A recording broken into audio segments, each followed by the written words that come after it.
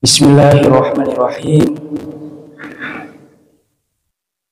Nuhayyikum bitahiyatil Islam wa bitahiyati ahlul jannah. Ya ayyuhal mu'minun wal mu'minah, afsus salam bainakum. Assalamu alaikum warahmatullahi wabarakatuh. Mohon izin, sepertinya masih sedikit ngantuk ya Bapak Ibu. Ini ibu-ibunya ada ya? Assalamualaikum Ibu. Alhamdulillah. Kirain masih di kasur Bu ya? Sudah bangun. Saya coba buka dengan sebuah pantun ya Bapak Ibu ya. Pergi ke sungai memancing ikan. Ikan kecil, ikan arwana. Salam hormat saya ucapkan. Assalamualaikum jamaah semua. Assalamualaikum warahmatullahi wabarakatuh.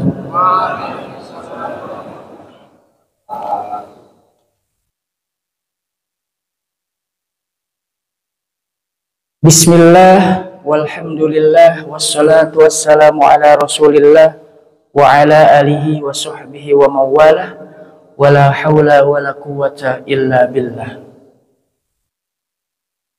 Asbahna ala fitratil Islam wa ala kalimatil ikhlas wa ala dini nabiyina Muhammadin sallallahu alaihi wasallam wa ala millati abina Ibrahim hanifan muslimah wa ma kana minal musyrikin. Al-mukarram wal muhtaram yang sama-sama kami hormati dan muliakan. Ini ceritanya Bapak Ibu tadi baru kenalan ya. Takutnya salah nama. Ini ceritanya Dewan Pembina dulu Pak Haji. Dewan Pembina Yayasan Baitur Rahman Pak Haji. Pak Haji Samsudin ya. Mohon izin Pak Haji. Betul ya? Betul Pak Haji ya? Yang kami hormati dan muliakan pula Ketua Yayasan Baitur Rahman Bapak Haji Muhammad Solahuddin. Alhamdulillah benar Bapak. Bapak Ketua DKM kita Bapak Haji Aris dan seluruh pengurus besar Masjid Izzatul Islam yang mudah-mudahan Allah Subhanahu wa Ta'ala di dalam kesempatan yang mulia ini Allah jadikan majelis kita ini majelis yang dirahmati dan diberkahi oleh Allah Subhanahu wa Ta'ala. Kelak seluruh anggota tubuh kita akan menjadi saksi di hadapan Allah, di mana kita menjadikan apa yang ada di dalam diri kita ini sebagai bentuk ketaatan kita kepada Allah. Di antaranya kita di pagi ini meluangkan, mengorbankan waktu kita dari rasa ngantuk, dari rasa lelah untuk berjalan kaki atau naik kendaraan menuju Masjid Izzatul Islam. Dan kita bersama-sama memakmurkan masjid ini. Alhamdulillah. Hadirin wal hadirat, kaum muslimin wal muslimat, jamaah yang dimuliakan Allah Subhanahu wa Ta'ala. Bersyukur kepada Allah Subhanahu wa Ta'ala dengan mengucapkan kalimat Alhamdulillah alladzi bi ni'matihi tatimmus sholihat. Segala puji Allah yang telah menjadikan kita sebagai hamba-hambanya yang beriman. Di antara tanda-tanda orang beriman adalah orang-orang yang senantiasa dalam hatinya takut kepada Tuhannya, Allah Subhanahu wa Ta'ala. Ketika tangannya melihat, ketika matanya melihat, telinganya mendengar, tangannya menyentuh, kakinya melangkah, semuanya dilakukan atas dasar taat dan takut kepada Allah. Alhamdulillah di pagi hari ini Allah masih memberikan kepada kita hidayah ya Bapak Ibu. Kita masih diberikan kesehatan untuk bisa berjalan kaki, melangkahkan kaki kita menuju masjid ini. Oleh karenanya mudah-mudahan kita mendapatkan salah satu kemuliaan dari orang-orang yang dalam hidupnya selalu hatinya terikat dengan masjid, yaitu Allah dan Rasulnya akan memberikan kemuliaan berupa akan Allah masukkan ke dalam 10 golongan orang-orang yang akan masuk surga. Di antaranya adalah seseorang laki-laki yang dalam hidupnya selalu terikat dan dekat dengan masjid. Mudah-mudahan kelak kita meninggal pun mengakhiri kehidupan ini dalam keadaan kita beribadah kepada Allah dan menjemput kematian kita dengan kematian husnul khotimah. Hadirin wal hadirat, kaum muslimin wal muslimat yang kami muliakan. Tidak lupa pula di dalam kesempatan yang mulia ini kita bersama-sama bersolawat kepada Nabi. Allahumma sholli wa sallim wa barik ala sayyidina Muhammad. Mengapa bersolawat Bapak Ibu sekalian? Dikarenakan kelak di hari kiamat hanya ada satu syafaat, satu pertolongan yang akan didapat oleh satu umat, yaitu umat baginda Rasul kita, yakni syafaat baginda Rasul Shallallahu Alaihi Wasallam. Untuk kita yang dalam hidup ini selalu rajin bersolawat kepada Nabi, maka Rasulullah menjamin akan syafaat untuk kita semua. Amin. Allahumma amin. Hadirin jamaah yang berbahagia, ketika kita berkumpul di masjid, seringkali kita bertanya-tanya, sebenarnya tujuan kita apa berkumpul di masjid? Apakah hanya mengisi kegiatan? Apakah hanya sekedar ingin beristirahat?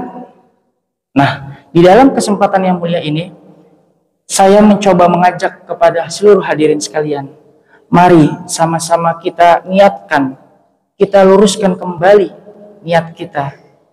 Duduk di Masjid Izzatul Islam ini, di hari ini, untuk semata-mata menuntut ilmu, berharap kepada Allah, mudah-mudahan Allah memberikan kepada kita hidayah ilmu, dan Allah tetapkan hati kita menjadi orang-orang yang beriman. Ketika berbicara tentang majelis ilmu, Bapak Ibu sekalian, saya teringat dengan sebuah hadis daripada baginda Rasul Shallallahu Alaihi Wasallam tentang keutamaan, kemuliaan orang-orang yang berkumpul duduk di masjid-masjid. Di antara hadis dan juga keterangan dari baginda Rasul Shallallahu Alaihi Wasallam tentang kemuliaan orang-orang yang duduk di majelis-majelis ilmu. Wa an Abi Hurairah radhiyallahu anhu anna Nabiyya sallallahu alaihi wasallam. Dari Abu Hurairah radhiyallahu anhu bahwasanya baginda Rasul sallallahu alaihi wasallam bersabda, "Wa majtama'a qaumun fi baiti min buyutillah." Barang siapa golongan orang, sekelompok orang berkumpul di suatu masjid-masjid Allah, yatluna kitab Allah, di dalamnya mereka membaca kitab Allah Al-Quran. Tadi kita sudah mengawali dengan sholat subuh berjamaah, bersama-sama membaca Al-Quran. Wa yatadarusuna bainahum, kita duduk di sini untuk menuntut ilmu. Illa nazalat alaihimus sakinah, insya Allah Allah akan memberikan kepada kita di pagi hari ini 4 kemuliaan. Yang pertama, illa nazalat alaihimus sakinah, Allah Subhanahu wa Ta'ala akan memberikan kepada kita as-sakinah, ketenangan. Al-Imam Al-Ghazali menyebutkan ketenangan yang dimaksud oleh Allah dan Rasulnya adalah ketenangan akan jaminan kita kelak bisa mendapatkan jalan menuju surga. Mengapa demikian hadirin sekalian? Karena Rasulullah Shallallahu Alaihi Wasallam memberikan kabar gembira di dalam suatu hadis sahih, man salaka tariqan yaltamisu bihi ilman sahalallahu tariqan bihi ilal jannah. Barang siapa seseorang menempuh suatu perjalanan, Bapak Ibu dari rumah ada yang 5 menit, 10 menit perjalanan, bahkan mungkin ada yang setengah jam perjalanan menuju Masjid Izzatul Islam, sahalallahu tariqan bihi ilal jannah, untuk beribadah dan menuntut ilmu, maka Allah dan Rasulnya akan memudahkan kita kelak di hari kiamat nanti jalan akses menuju pintu surga, dikarenakan kita duduk di majelis ilmu. Yang kedua, wa ghasyiyatuhumur rahmah, Allah Subhanahu wa Ta'ala akan melimpahkan kasih sayangnya kepada hambanya yang cinta terhadap ilmu. Wa haffathumul malaika, para malaikat-malaikat akan berkeliling di atas kita mendoakan Bapak Ibu semua yang hadir pada pagi hari ini, mendoakan kebaikan, mendoakan agar kita dimasukkan ke dalam Jannatul Firdaus. Bayangkan Bapak Ibu, ini yang mendoakan malaikat langsung mendoakan kita yang duduk di majelis ilmu agar Allah menaikkan derajat kita dan memasukkan kita ke dalam surga. Subhanallah. Dan yang terakhir, wa dzakarahumullahu fi man 'indah. Kelak ketika kita meninggal nanti Bapak Ibu, orang-orang yang ketika di dunianya mereka selalu rindu terhadap majelis ilmu, maka Allah dan Rasulnya akan meminta kepada seluruh penghuni langit dan penghuni surga untuk menyebut-nyebut nama kita nanti di akhirat. Wahai penghuni surga, wahai penghuni langit, sesungguhnya Fulan bin Fulan, Fulana bin Fulana, ketika di dunia dia cinta terhadap ilmu, dia menghabiskan umurnya untuk menimba ilmu, maka di hari ini aku minta angkatlah derajat mereka. Hadirin wal hadirat jamaah kaum muslimin wal muslimat yang dimuliakan Allah Subhanahu wa Ta'ala.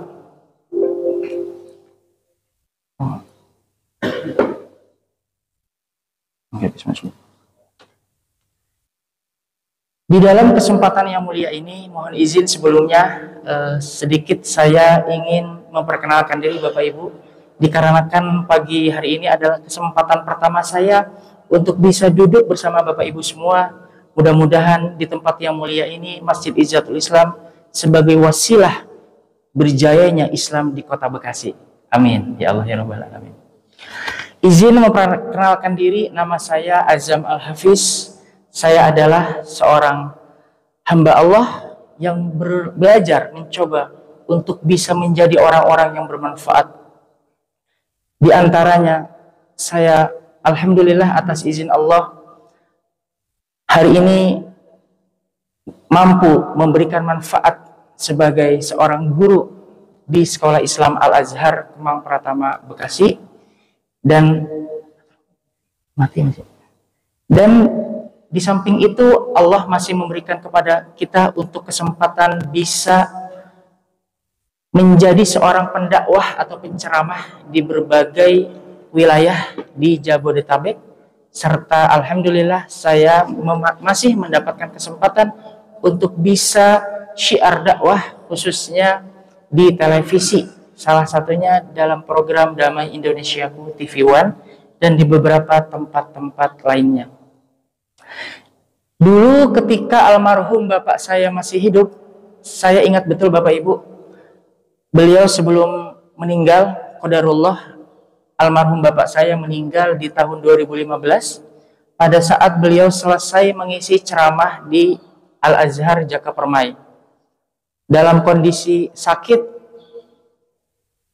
beliau masih mau dipanggil dari Tasikmalaya menuju Kota Bekasi. Dan beliau qadarullah asam uratnya kambuh Bapak Ibu. saat asam uratnya kambuh, posisi sedang menyetir. Kemudian kalau info dari petugas tol, itu mobilnya tiba-tiba oleng Bapak Ibu, menabrak pembatas jalan sehingga mobilnya terbakar saat posisi keluar tol Bekasi Barat. Ini yang membuat kami, khususnya saya sebagai anak kedua, sangat kehilangan dan terpukul karena posisi meninggal beliau itu terbakar jenazahnya, sehingga sangat membuat kami keluarga, khususnya ibu saya, merasa sangat kehilangan Bapak Ibu. Namun kita berdoa kepada Allah, mudah-mudahan almarhum bapak saya meninggalnya dalam keadaan syahid, husnul khotimah, dikarenakan dalam kondisi sedang dalam perjalanan berdakwah.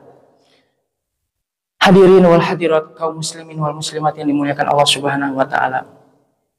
Di hari ini, di momentum yang mulia ini, saya mencoba mengajak kepada hadirin wal hadirat sekalian untuk kita bersama-sama merenung dan menghayati serta memikirkan akan satu peristiwa penting Bapak Ibu.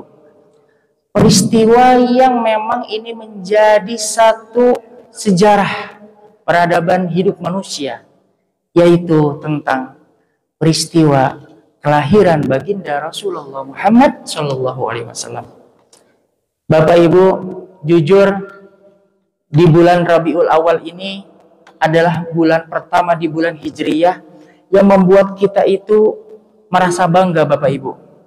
Merasa bangga karena kita adalah umat terakhir baginda Rasul dan umat pertama kali yang akan dipersilahkan oleh Allah untuk bisa memasuki pintu surga. Bayangkan Bapak Ibu, kita ini adalah umat terakhir baginda Nabi. Tetapi kelak di padang mahsyar nanti, kita adalah umat pertama yang akan diberikan oleh Allah dan Rasulnya kesempatan untuk bisa masuk surga. Dan umat-umat dahulu, umat Nabi Musa, Nabi Ibrahim, nabi-nabi dahulu, mereka akan berada di belakang kita. Subhanallah. Oleh karenanya, Bapak Ibu sekalian, peringatan Maulid Nabi ini adalah sebuah momentum yang amat mulia, di mana alhamdulillah hampir di seluruh masjid-masjid yang kita temui banyak sekali mereka yang merayakan peringatan Maulid ini. Tujuannya apa Bapak Ibu? Dalam rangka kita mengenang Bapak Ibu, mengingat akan pengorbanan, perjuangan, jerih payah, lelahnya, capeknya kekasih Allah Rasulullah itu di dalam mendakwahkan ajaran Islam dari dahulu yang selalu dihina dan dijadikan bahan ketawaan oleh kaum kafir Quraisy. Bahkan Rasulullah SAW pun mendapatkan ancaman-ancaman yang begitu mengerikan sepanjang hidupnya, sampai titik di mana Rasulullah hijrah dari kota Mekah menuju Madinah, dan di Madinahlah titik kejayaan Islam. Dan sampai hari ini Bapak Ibu, kita masih mendapatkan hidayah Islam. Alhamdulillahirabbil alamin. Hadirin wal hadirat jamaah kaum muslimin yang berbahagia. Kelahiran baginda Rasulullah Muhammad Sallallahu Alaihi Wasallam mengingatkan kita akan sebuah nilai-nilai sejarah Bapak Ibu. Di dalam Al-Quran yang sering kita baca, kemudian kita lihat, ternyata Bapak Ibu sekalian, di dalam Al-Quran itu banyak sekali disebutkan oleh Allah dan Rasulnya nama-nama Nabi dan Rasul. Bahkan Nabi Muhammad sendiri, Allah Subhanahu wa Ta'ala abadikan namanya di dalam surat Muhammad. Ini bicaranya kalau kita dengan baginda Nabi jauh sekali perbedaannya Bapak Ibu ya. Kalau kata guru saya ini mah, sebenarnya perbedaan antara kita dengan Rasulullah itu hanya sedikit Bapak Ibu. Nah, mungkin Bapak Ibu bisa sedikit memahami. Kalau kita sebagai manusia biasa, yang memiliki kelemahan dan kekurangan. Kita itu sedikit-sedikit ingin tidur, Bapak Ibu. Dan jarang dari kita yang istiqomah dalam ibadah. Sedangkan Rasulullah sedikit tidur dan banyak ibadah. Kita sedikit-sedikit selalu mengeluh kepada Allah, tidak bersyukur, mengeluh kepada Allah. Namun Rasulullah sepanjang hidup beliau sangat sekali jarang bahkan kita temukan beliau mengeluh, bahkan selalu memberikan pengajaran akan kesabaran kepada sahabat dan keluarganya. Kita hari ini seringkali digoda atau diganggu dengan yang namanya rasa ngantuk, rasa malas. Bahkan kita sedikit-sedikit ngantuk, tidur. Sedangkan baginda Rasul sedikit tidur, banyak dekat dan ibadah kepada Tuhannya, Allah Subhanahu wa Ta'ala. Jadi perbedaan kita dengan baginda Rasul hanya sedikit, Bapak Ibu. Dan hal yang paling utama yang membedakan kita dengan baginda Rasul adalah kepribadian, akhlak yang membedakan kita dengan baginda Rasul Shallallahu Alaihi Wasallam. Hadirin jamaah rahimakumullah, di dalam Al-Quran Allah Subhanahu Wa Taala menyebut nama Muhammad kurang lebih sebanyak 4 kali. Dan di dalam ayat-ayat yang lain Allah menyebutkan nama Muhammad diganti dengan nama Ahmad, yaitu nama lain daripada Nabi Muhammad. Salah satunya di dalam surat Ali Imran ayat 144, Allah Subhanahu wa Ta'ala memberikan kepada kita informasi bahwasanya Nabi Muhammad itu manusia biasa seperti kita. Ayatnya berbunyi, Bismillahirrahmanirrahim, wa ma Muhammadun illa rasulun qad khalat min qablihi rusul. Sesungguhnya Nabi Muhammad itu adalah manusia biasa seperti kalian. Sebelumnya telah diutus nabi-nabi dan rasul sebelum Muhammad.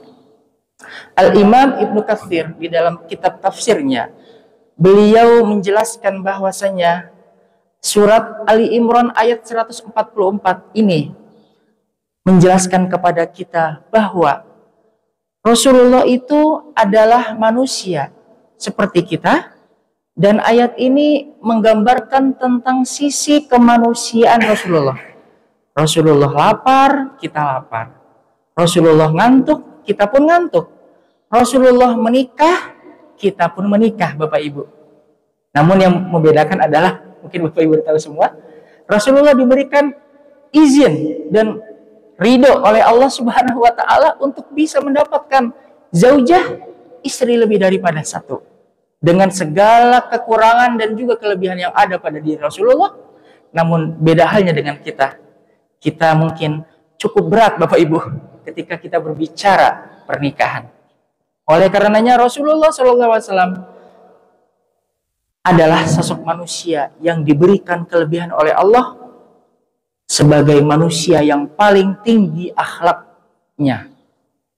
Bahkan ketika itu seorang sahabat Ibnu Abbas radhiyallahu anhu bertanya kepada Siti Aisyah, istri Rasulullah, "Wahai Aisyah, tahukah engkau sebenarnya sifat dan akhlak Rasulullah itu seperti apa, wahai Aisyah?"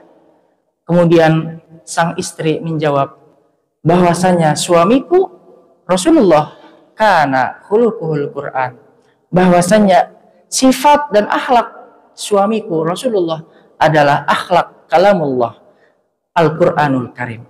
Mengapa demikian, Bapak Ibu? Karena setiap qauliyah, perkataan, maupun fi'liyah, perbuatan yang dilakukan oleh Rasulullah adalah sebuah kebenaran. Sebuah kebenaran dan tidak ada keraguan-raguan di dalam perkataan dan juga perbuatan Rasulullah. Berbeda dengan kita, Bapak Ibu. Bicara kita, sikap kita seringkali tidak sesuai dengan hati nurani kita. Ketika hati ingin kita jujur, tetapi keadaan membuat kita akhirnya harus berbohong atau berdusta, seringkali kita kalah dengan hawa nafsu kita, Bapak Ibu. Sehingga kita seringkali menjadikan lisan kita ini justru dengan kebohongan dan kedustaan, karena kita lalai dan lemah terhadap hawa nafsu kita. Bapak Ibu yang dimuliakan Allah Subhanahu wa taala, di dalam bulan yang mulia ini, bulan Rabiul Awal, ternyata ada beberapa peristiwa-peristiwa yang begitu mulia, peristiwa-peristiwa yang begitu bersejarah. Di antara peristiwa yang bersejarah yang diabadikan oleh Allah di dalam Al-Quran, yang pertama, peristiwa kelahiran Nabi, atau hari ini kita sebut dengan peringatan Maulid Nabi. Sebagaimana yang kita ketahui Bapak Ibu, Rasulullah Shallallahu Alaihi Wasallam itu lahir di muka bumi ini bukan dengan tujuan dan maksud. Allah Subhanahu Wa Taala ternyata dahulu sebelum dilahirkannya Rasulullah di dunia ini, Allah Subhanahu Wa Taala itu sudah mengutus Nabi dan Rasul sebelum Rasulullah, yaitu sebagaimana penjelasan dan keterangan dari Allah Subhanahu wa taala di dalam surah An-Nahl ayat 36. Allah Subhanahu wa taala berfirman, Bismillahirrahmanirrahim. وَلَقَدْ بَعَثْنَا فِي كُلِّ أُمَّةٍ رَسُولًا أَنِ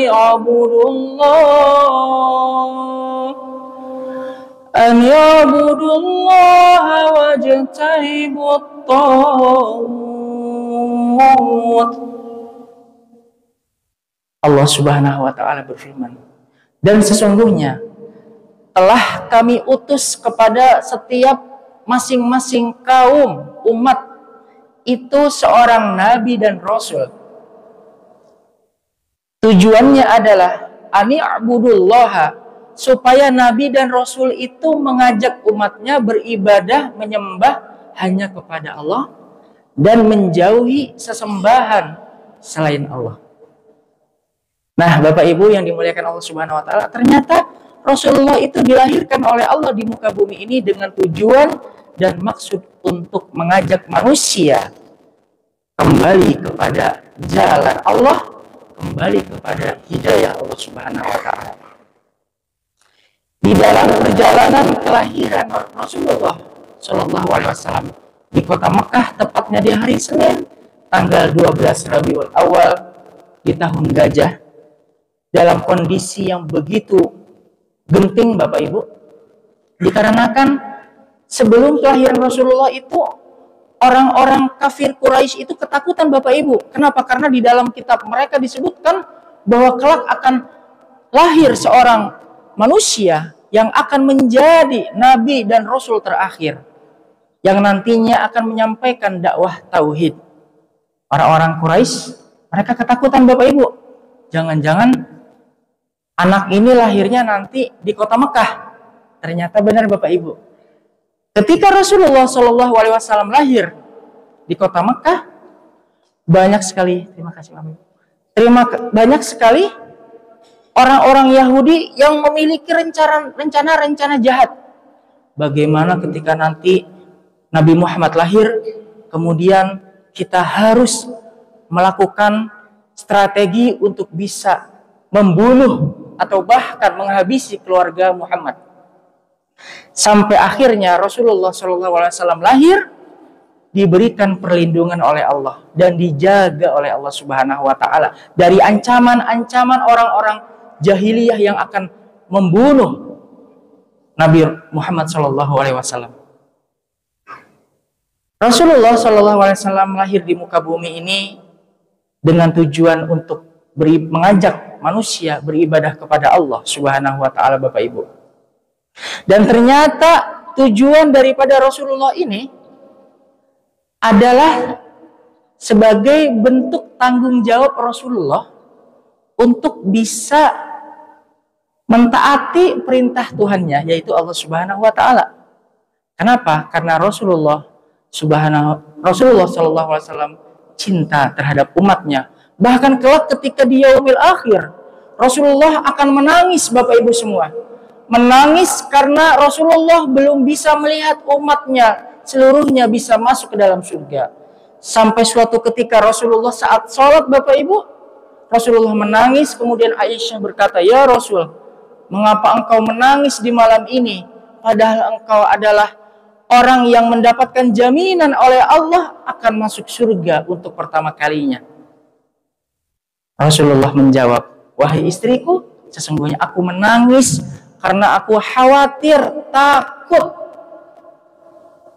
bahwa umatku nanti ada yang tidak masuk surga, sedangkan aku cinta terhadap umatku dan rindu terhadap umatku." Nah, Bapak Ibu sekalian, Rasulullah saja yang kita belum pernah ketemu dengan beliau, kita hanya tahu namanya di dalam Al-Quran, kita hanya tahu namanya dari sholawat yang kita baca setiap kita sholat. Namun Rasulullah begitu merindukan kita umatnya agar kita bisa berkumpul bersama Rasulullah di surga nanti.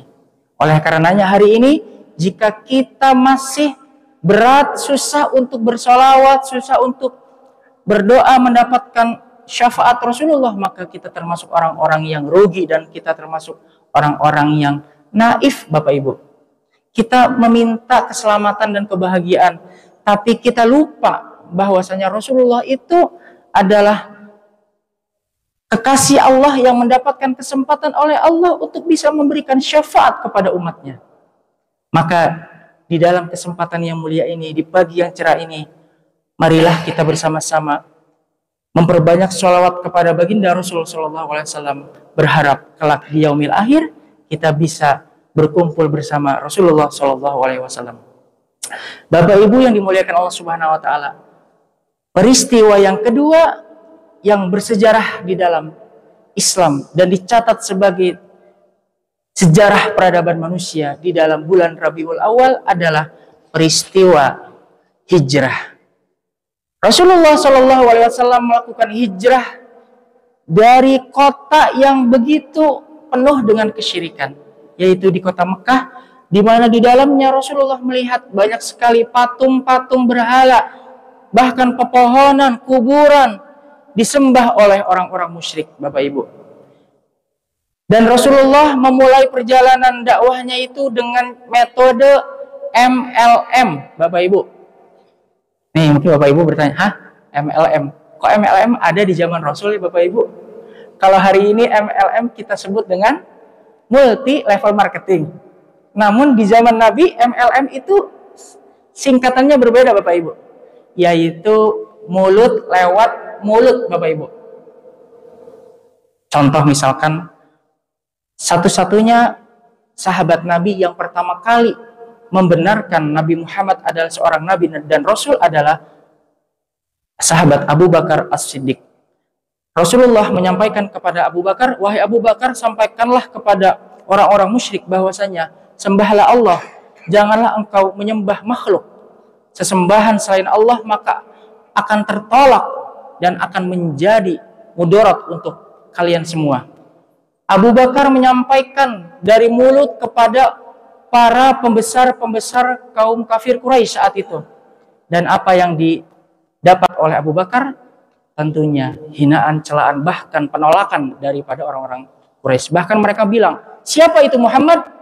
Beraninya dia mengatakan bahwa Tuhannya lebih mulia dibanding Tuhan-Tuhan kami. Kelak kami akan membunuh Muhammad itu," kata para pembesar kaum kafir Quraisy saat itu. Kemudian Abu Bakar menyampaikan kembali kepada Rasul, "Ya Rasul, sesungguhnya para pembesar Quraisy mereka menolak dakwahku. Bagaimana ya Rasul?" Kemudian baginda Rasul mengajak kepada Abu Bakar As-Siddiq, "Wahai Abu Bakar, mari kita lakukan dakwah secara terang-terangan, di mana kita akan mengumpulkan orang-orang yang memang mau kita ajak untuk memeluk Islam. Kemudian kita akan hijrah menuju Madinah." Hadirin wal hadirat jamaah yang dimuliakan Allah Subhanahu wa taala, peristiwa hijrah Rasulullah dari kota Mekah menuju Madinah ini Allah Subhanahu wa taala abadikan di dalam Al-Qur'an. Di antaranya surat At-Taubah, Allah Subhanahu wa taala berfirman, wa may yuhajir fi sabilillah yajidu fil ardi muragaman katsiran wasa'ah. Dan barang siapa orang-orang yang berhijrah dengan tujuan karena Allah Subhanahu wa taala, pasti Allah akan jamin untuknya kehidupan dunia. Jadi Bapak Ibu mohon izin, ketika Bapak Ibu ingin hijrah dari suatu tempat yang kurang baik menuju tempat yang baik, Bapak Ibu tidak usah khawatir. Pak Ustadz, saya takut nanti nggak dapat kerjaan. Pak Ustadz, saya takut nggak bisa makan. Pak Ustadz, saya takut nanti dibenci sama saudara saya, keluarga saya. Bagaimana? Itu semua bisa kita alami. Sedangkan Allah Subhanahu wa taala menjanjikan, wa may yuhajir fi sabilillah yajidu fil ardi muragaman katsiran wasa'ah. Allah akan menjamin kehidupan dunia kita apabila kita mau berhijrah di jalan Allah Subhanahu wa taala. Lurus niatnya untuk Allah Subhanahu wa taala. Dan peristiwa ketiga di bulan yang mulia ini, Rabiul Awal, adalah peristiwa menyedihkan Bapak Ibu. Peristiwa apakah itu? Peristiwa wafatnya Rasulullah Shallallahu Alaihi Wasallam di bulan ini, Rabiul Awal.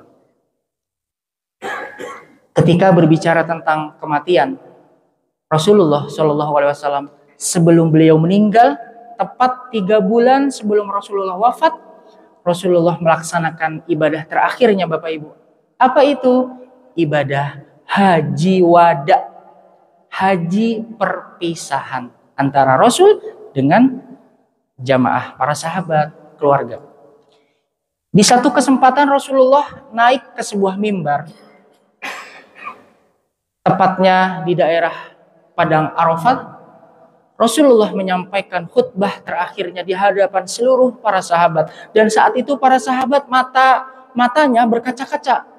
Kenapa? Karena melihat Rasulullah ketika membuka khutbahnya itu dengan mata berkaca-kaca seolah ingin menangis, Bapak Ibu sekalian. Di dalam khutbahnya Rasulullah mengawalinya dengan ya ayyuhal mu'minun wal mu'minah, wahai orang-orang yang beriman, laki-laki dan perempuan, isma'u qauli, dengarkanlah perkataanku. Sesungguhnya kita tidak akan tahu apakah hari ini adalah hari terakhirku bersama kalian. Boleh jadi esok Tuhanku akan memanggilku. Aku berpesan kepada kalian semua, ketika nanti aku sudah tiada, sembahlah Tuhan kita Allah Subhanahu wa taala. Jadikanlah Allah sebagai satu-satunya Rabb yang kalian ibadahi, dan janganlah kalian sekali-kali menyembah sesembahan selain Allah. Dan aku larang kepada kalian untuk mendekati riba. Jauhilah oleh kalian perzinahan dan dosa-dosa besar, dan lain sebagainya. Dan di dalam kesempatan khutbah terakhir itu Rasulullah menyampaikan akan wasiat terakhir Rasulullah, Bapak Ibu.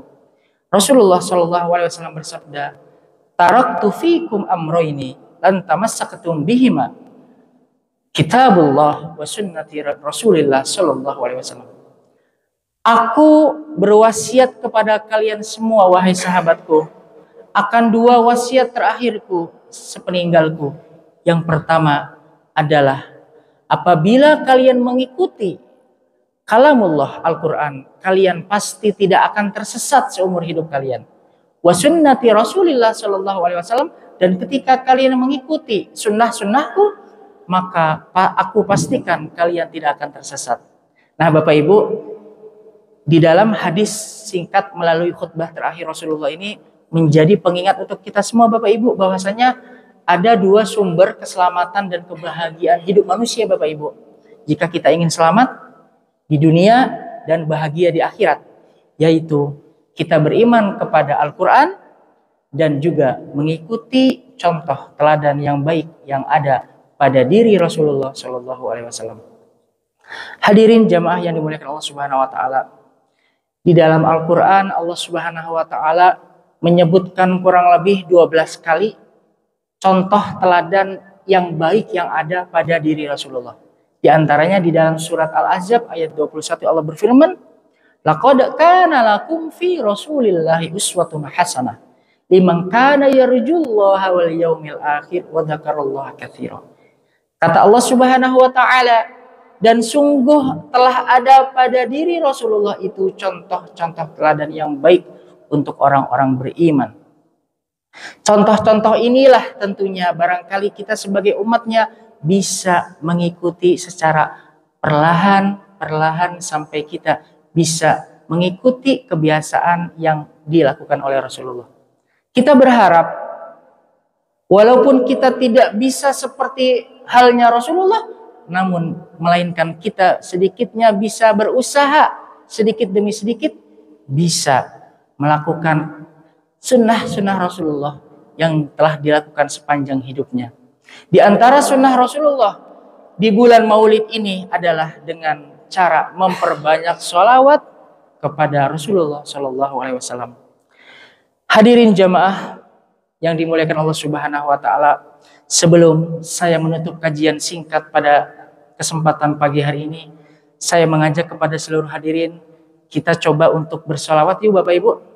Kita mencoba untuk membaca sholawat Jibril, di mana ini adalah sholawat singkat yang sering kali kita baca. Kita berharap walaupun sholawat ini hanya singkat, pendek, tetapi di dalamnya mengandung banyak sekali kemuliaan. Kenapa? Karena kita menyebut-nyebut nama Rasulullah Shallallahu Alaihi Wasallam di dalam doa dan sholawat kita. Mari kita bersolawat bersama-sama Bapak Ibu. Mudah-mudahan kita mendapatkan syafaat Rasulullah Shallallahu Alaihi Wasallam, yang ini menjadi wasilah kita kelak bisa berkumpul bersama Rasulullah Shallallahu Alaihi Wasallam. Sallallahu ala Muhammad, sallallahu alaihi wasallam, sallallahu ala Muhammad, sallallahu alaihi wasallam. Ya Nabi salam alaika, ya Rasul salam alaika, ya Habib salam alaika, salawatullah alaika, sallallahu ala Muhammad, sallallahu alaihi wasallam, sallallahu ala Muhammad, sallallahu alaihi wasallam. Ya Nabi salam alaika, ya Rasul salam alaika, ya Habib salam alaika, salawatullah alaika. Allahumma sholli wa sallim wa barik alaihi. Masya Allah Bapak Ibu sekalian, ketika kita bersolawat, sejatinya orang beriman merasakan ketenangannya Bapak Ibu. Kenapa? Karena dia merasa dekat dengan kekasih Allah, yaitu baginda Rasulullah Muhammad SAW. Hadirin wal hadirat jamaah kaum muslimin wal muslimat yang dimuliakan Allah Subhanahu wa taala. Sebagai penutup pada kesempatan kajian yang singkat ini, saya ingin memberikan sebuah nasihat pengingat untuk kita semua Bapak Ibu, bahwasanya ketika manusia kelak meninggalkan dunia ini, tidak ada satupun hal apapun yang bisa kita bawa nanti di alam kubur kita nanti. Saat dimana jenazah kita, jasad kita masuk ke dalam liang lahat, kita hanya diberikan oleh Allah untuk membawa satu harta benda. Apakah itu Bapak Ibu? Kain kafan yang ukurannya mungkin hanya kecil, 1 kali 2 meter. Rata-rata tinggi badan manusia. Apakah di dalam kain kafan itu terdapat kantong Bapak Ibu? Kantong seperti halnya jubah kita? Tidak ada Bapak Ibu. Oleh karenanya Inilah menandakan bahwasanya ketika kita memiliki sesuatu di dunia ini, entah itu harta, entah itu sesuatu yang membuat kita bangga dan membuat kita sombong, maka kelak ketika kita kembali ke liang lahat, maka kantong kita tertutup rapat. Kita tidak bisa membawa satu apapun yang akan kita bawa di alam barzah nanti. Namun Rasulullah SAW memberikan sebuah kabar gembira, Bapak Ibu, di mana ketika seseorang meninggal, dia akan mendapatkan cahaya di alam kubur nanti, saat di mana orang-orang kafir Quraisy, orang-orang jahiliyah tidak mendapatkan hal itu. Namun kita orang-orang beriman umat Nabi Muhammad SAW kelak akan mendapatkan cahaya di alam kubur apabila setiap hari selesai kita sholat, kita selalu mengucapkan sholawat kepada baginda Rasul, Allahumma sholli ala Sayyidina Muhammad. Kita gumamkan setiap selesai sholat, bahkan sehari 5 kali kita ucapkan, bahkan lebih kita ucapkan. Ternyata salah satu keutamaannya adalah, Bapak Ibu, Allah Subhanahu wa Ta'ala dan Rasulnya akan memberikan cahaya penerangan di alam kubur kita nanti, dikarenakan kita di dalam hidup kita selalu mengucapkan dan membaca sholawat kepada baginda Rasul Sallallahu Alaihi Wasallam. Hadirin wal hadirat kaum muslimin dan muslimat yang dimuliakan Allah Subhanahu wa Ta'ala. Sebagai penutup pada kesempatan pagi hari ini, saya ingin membacakan sebuah hadis singkat, Bapak Ibu. Ini hadisnya sangat familiar di telinga Bapak Ibu semua. Mudah-mudahan menjadi motivasi Bapak Ibu semua untuk tetap beramal dan memperkuat semangat untuk bisa terus beribadah kepada Allah Subhanahu wa Ta'ala. Rasulullah Shallallahu Alaihi Wasallam bersabda, "Idza matal insanu in qata'a amaluh." Apabila manusia meninggal dunia, maka akan terputus seluruh amal baiknya. Dikecualikan atau terkecuali Allah akan menyediakan 3 amalan untuk kita yang menjadi teman kita di alam kubur nanti. Yang pertama adalah sedekahun jariyah, sedekah jariyah, sedekah yang dilakukan atas dasar niat karena Allah dan tujuan mengharap ridha Allah. Dengan cara apa salah satunya, Bapak Ibu?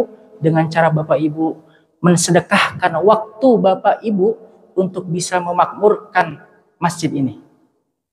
Baik itu yang dekat maupun yang jauh rumahnya, mudah-mudahan bisa memakmurkan masjid ini. Yang kedua adalah au ilmu yantafi'u bih, ilmu yang bermanfaat. Ilmu yang bagaimana, Bapak Ibu? Ilmu yang ketika kita pelajari, kita tahu dari guru-guru kita, kemudian kita sampaikan kepada keluarga kita, anak dan istri kita. Kelak Allah Subhanahu wa Ta'ala akan mengangkat orang-orang di antara kita dengan derajat ilmu.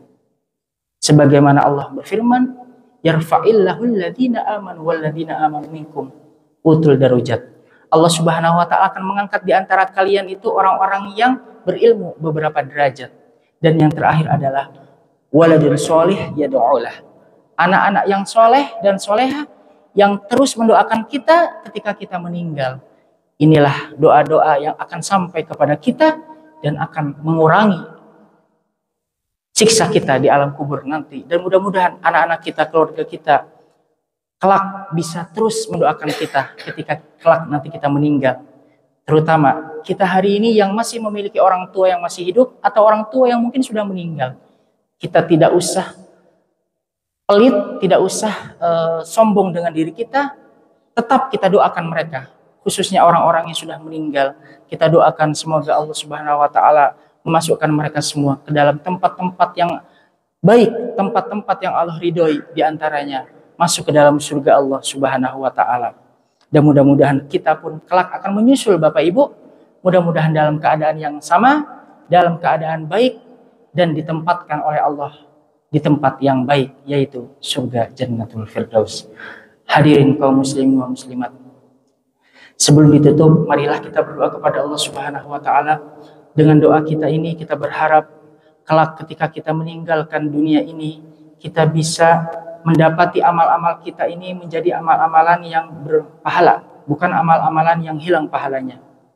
Dan kita tentunya berharap agar Allah mempertemukan kita dengan Rasulullah Shallallahu Alaihi Wasallam, bisa bertemu dengan kekasih Allah secara langsung. Amin amin ya Allah ya Rabbal alamin. Nastaghfirullahaladzim, nastaghfirullahaladzim, nastaghfirullahaladzim.